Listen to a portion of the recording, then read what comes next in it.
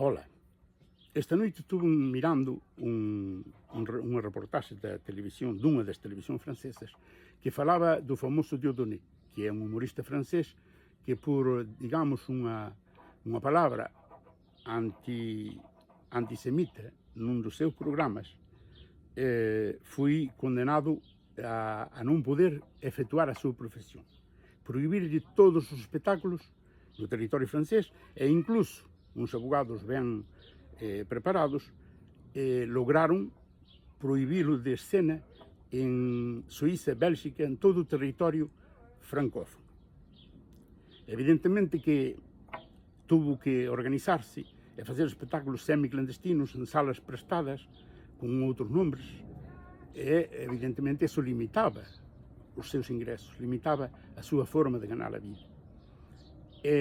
Imaginemos que te eres albañil e que se proíben de traballar de albañil porque un día fixeches unha obra que non quedou ben.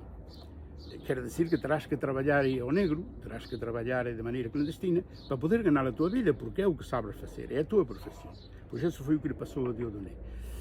Pero a parte do feito de Dieudonné, o que se tratou nese espectáculo é que Dieudonné foi condenado en realidade porque Manuel Valls, que era un ministro naquela época, que foi o famoso que se presentou pola alcaldía de Barcelona, que é un cambio de chaquetas que anda para un lado e para o outro, tanto é socialista como fascista, foi chamado, recibiu unha chamada de Madame de Rothschild. Os Rothschild, todo mundo sabe que son uns ricachóns, uns enormes ricachóns, que fixeron as súas fortunas con todo tipo de tráfico. Tráfico de armas, tráfico de esclavos, tráfico de todo tipo. Entón o Dieudonné, nun dos seus espectáculos, dixo que Madame de Rothschild financiaba a ilha de Einstein, esa famosa ilha do pedófilo, amigo de pedófilos, que utilizaba esa ilha para facer incluso canibalismo con nenos. O sea que os ricachóns iban ali nadar na sangre dos bebés.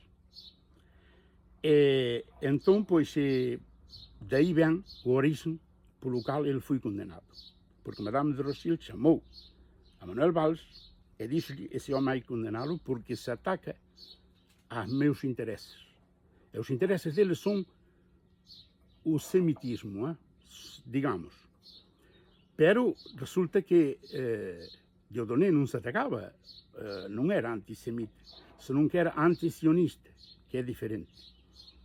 E hoxe en día están mesturando en todo o mundo o que di algo contra os sionistas de Israel que masacran, que viven da sangre dos bebés, é tratado de antisemita.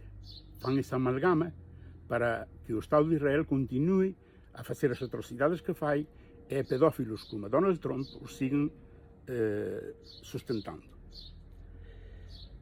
Despois, a colación deso empezou por similitude a tratarse de os esclavagistas da Reunión e das colonias francesas que, cando se aboliu, o Estado francés aboliu o esclavaxe, indemnizou por cada esclavo que os patróns das explotacións, que de feito esas explotacións foron roubadas, expoliadas aos povos autóctonos. Conseguiron terras da nada, chegaron ali, acolleron esas terras, meteron esclavos nelas e empezaron a producir negocio.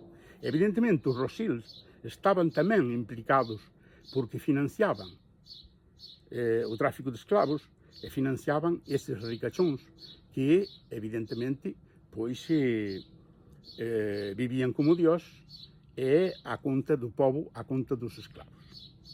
Despois, o Estado francés indemnizou a ese esclavagista por cada esclavo que liberaban, dabanlle unha grande indemnización. Pero esses esclavos non tiñan onde ir, porque as casas onde vivían eran dos esclavagistas, as terras onde estaban eran dos esclavagistas, e eses pobres esclavos non tiñan onde ir, porque tampouco os outros países eran blandos con eles, porque o esclavagismo había por todo. Entón, pois, que resulta que traballaban por dúas perras para esses mesmos esclavagistas. Então, era um negócio redondo para a patronal dessas colónias. Os colonos fixeron-se ricos com todo tipo de atrocidades. Violações, esclavagismo, expoliações, roubos, massa, maltratos, abusos de todo tipo. E, portanto, pois, isso não se puxo nunca em questão. Ninguém expropriou as terras que obtiveram de um jeito, quando menos, impróprio. E essas élites que viviram do esclavagem, que viviram da expoliação, ainda hoje têm poder. Podem denunciar a ti mesmo, podem te denunciar e proibir-te de ganhar a tua vida, ou meter-te preso, porque o mandam esses patrões. Se miramos hoje a justiça, tanto em França, como em Espanha, como em muitos países europeus hoje em dia, tem uma tendência hacia a extrema-direita. O que quer dizer? Que há juízes, jornalistas, policias, gente que está na esfera do poder, que obedecem às ordens do Rigachón. O Rigachón dá ordens por detrás e essa gente obedece. Se há um governo que a mim não me gusta, que tampouco não é... Eu não compreendo tampouco como os patrões querem eliminar a Pedro Sánchez. Pedro Sánchez é um social-demócrata, digamos, da direita, que não põe em questão as propriedades privadas, a explotação, dá subvenções às empresas. É dizer, que os ricos vivem como Deus com Pedro Sánchez. Pero tem medo a que, de pouco a pouco, a esquerda de Pedro Sánchez tenha influência, porque ele necessita a esquerda para governar. Então, que é o que esta reportagem terminava por digamos, analisar a possibilidade de que muito proximamente, porque havia sociólogos que vieram dar a sua opinião sobre isso, dar a sua perspectiva, é muito possível que bem pronto, eles falavam de França, pero bem sendo igual em toda a Europa, bem pronto as massas populares vão-se ter que se sublevar, vão-se ter que, digamos, organizar e assaltar o poder, porque não lhe dão a possibilidade de fazê-lo de um jeito pacífico. E vão ter que recorrer à violência, à expropriação e à revolta popular. É que não está dito que muitos órgãos da polícia, dos militares, se juntam com o povo, porque já passou na história. Quando te cerram, te apertam muitas cunhas. Eu, que fui um encofrador, sei do que falo. Quando te apertavas muitas cunhas, quando te não deixavas ao cimento lugar para poder encher, as cunhas rebentavam. Quando vibrava muito o hormigão, as cunhas rebentavam e cagava-se tudo. E isso mesmo pode passar na sociedade. Quando eu digo isso, não é que eu desejo ou não desejo, porque eu não desejo tampouco que haja revoltas onde haja mortos, onde corra sangue. O problema é que este estado atual de coisas, esta política atual de levar-nos hacia a extrema-direita pouco a pouco, sem ter em conta as necessidades do povo, sem ter em conta que o povo não pode ser desangrado, o povo não pode ter fome, o povo não pode estar em situações de morrer nas portas dos hospitais, que é onde nos querem levar hoje a extrema-direita. Pronto vai passar, de morrer nas portas dos hospitais. De feito, nos Estados Unidos já há muitos anos que passa. Pero, se miramos a política atual mesmo nos Estados Unidos, há um fenómeno que se está volvendo um pouco, quando menos, revolucionário. A gente está despertando.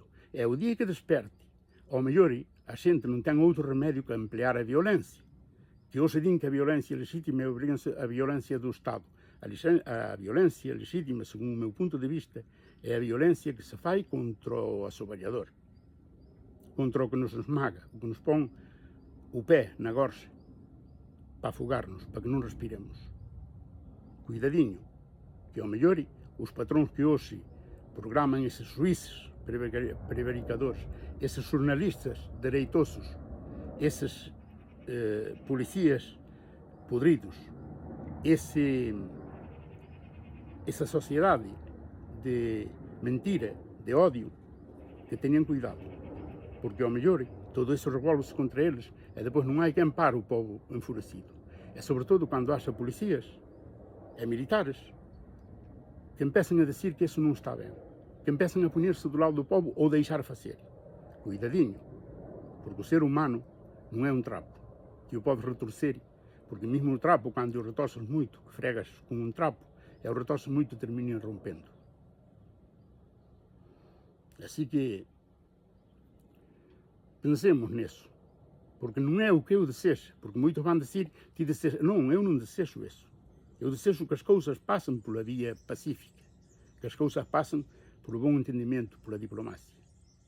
O problema é que cando non me quede outro remedio, cando a mí me arriman á parede, como a calquera raposo, que o atopas nun galiñeiro e que o arrimas ao currucho, saca os dentes e morde quen sea. Porque ás veces non nos quede outro remedio.